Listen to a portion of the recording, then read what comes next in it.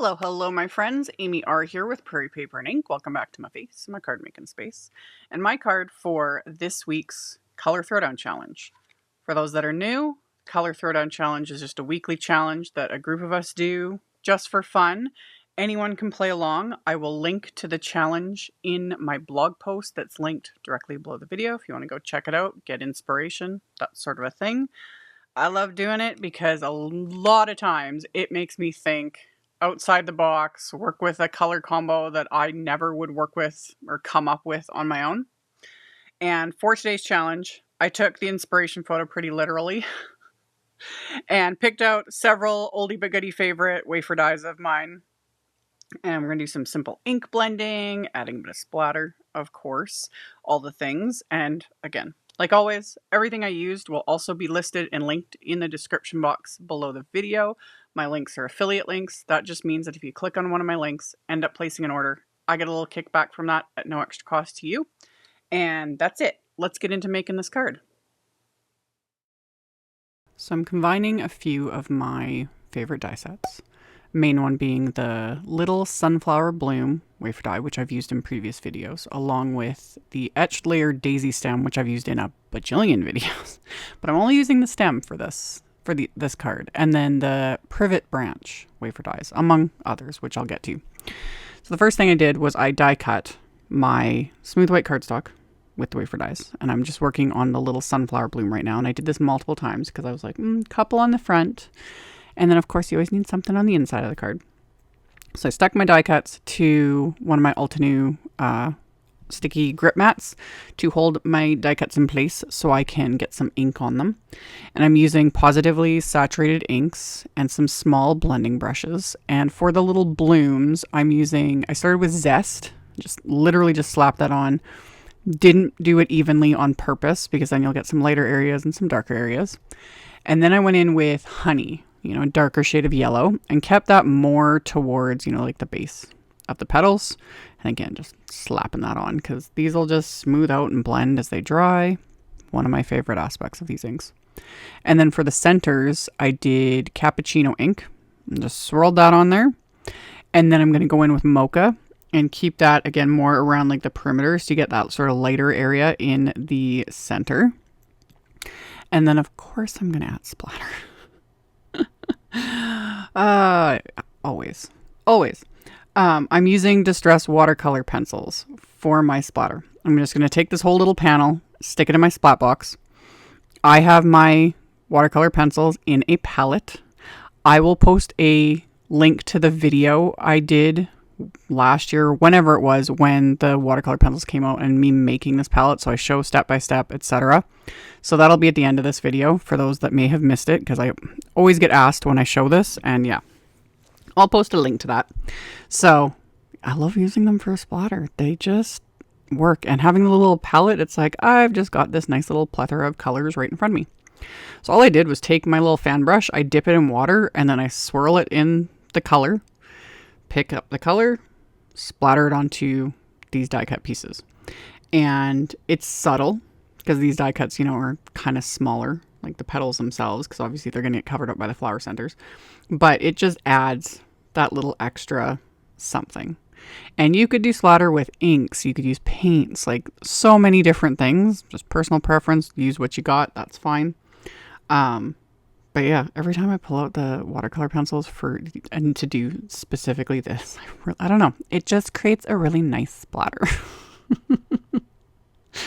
I'm getting really finicky now, about my products that I use for splattering, even though I'll literally use anything. It's all good. Anyway, took all the die cut pieces off the mat, wiped the mat down, and then I put my greenery. So the one is the Privet branch die cut. This one is also a favorite. I've used this in a bajillion videos. And then yeah, just the stem of the etched layer daisy die set, because the stem, I was like, oh, that's perfect for my little sunflowers. So I die cut those. I die cut a scrap. That's why the one is shorter. It's fine because you can just snip your die cuts, edit them to how you want them to be. So I'd stuck them all on there. And then I'm using 2 shades of green for this as well. I used Perfection first, and then I'm going in with Artichoke, which is much darker, and keeping that more towards, you know, the stems, the base of the leaves, etc.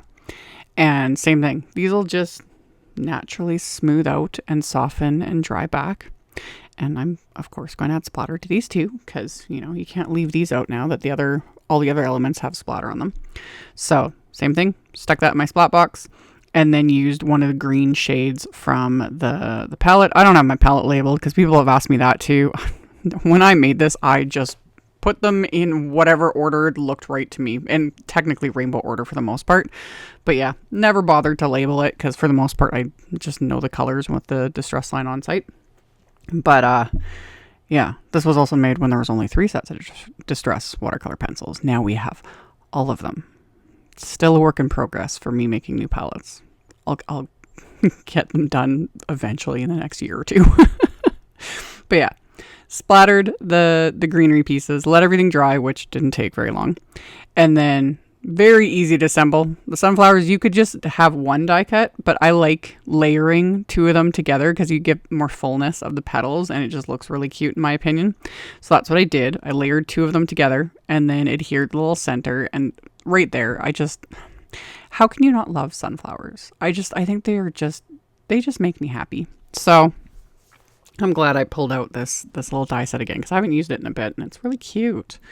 So sentiments as well. This is another oldie but goodie set that I have used a bunch of times. This is the Friend Greetings stamp set.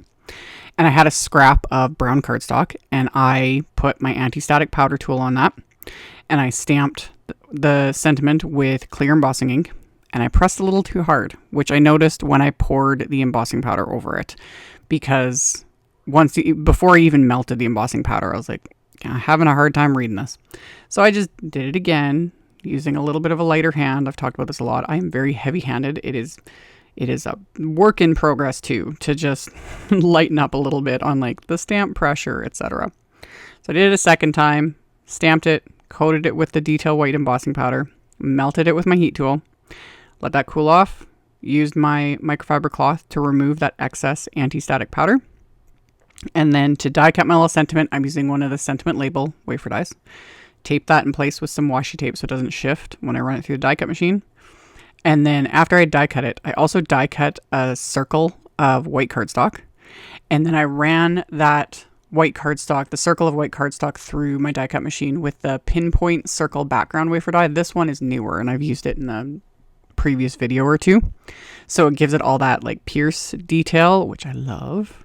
So after I die cut those, my card base is a top folding A2 white note card. And on the inside of the card, I'm going to adhere one of the little sunflowers. And I took another sentiment from that Friend Greeting set. And I stamped that onto the inside of the card with that MOCHA Positively Saturated ink. And then adhered my little stem and then my little sunflower into place with just craft tacky glue. So I'm going to get that adhered, and then I can adhere my little sunflower, press that down really well. And then I'm just going to flip the card base over and snip off the little bits that are hanging off the edges with my scissors, just using the edge of my card base as a little guide.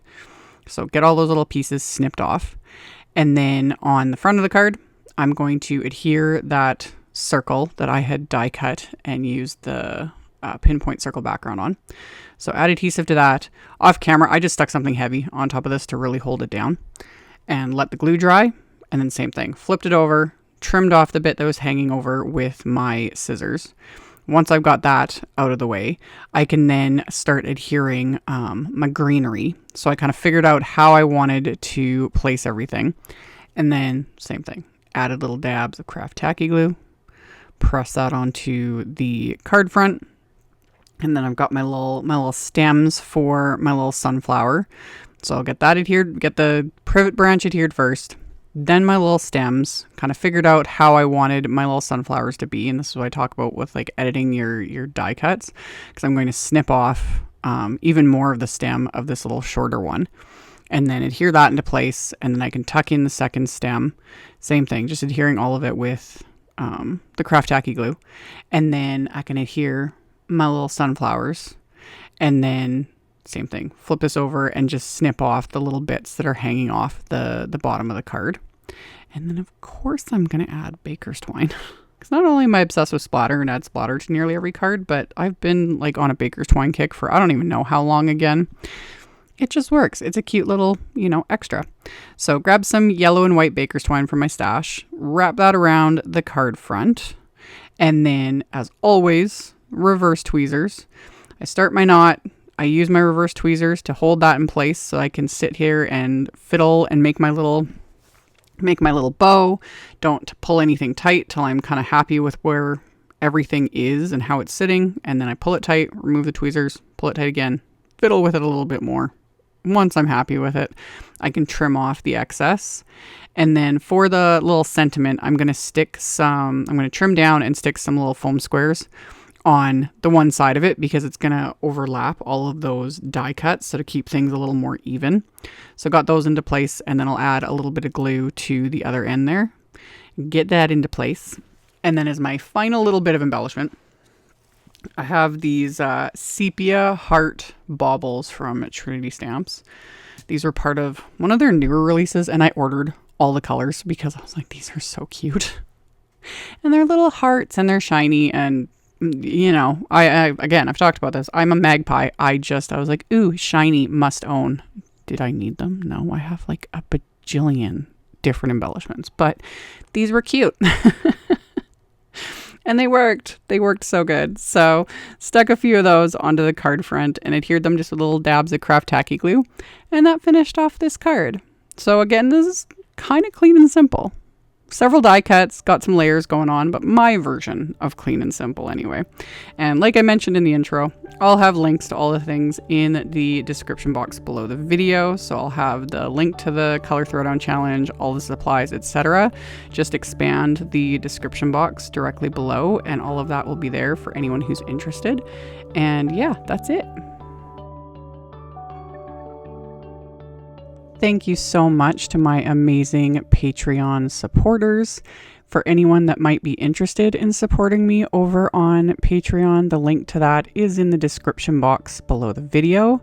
For everyone else, as always, thank you all so much for taking the time to watch my videos, for thumbs upping, commenting, subscribe if you haven't, I'd love to have you. And here's a couple other videos for you to check out in case you missed them. Bye!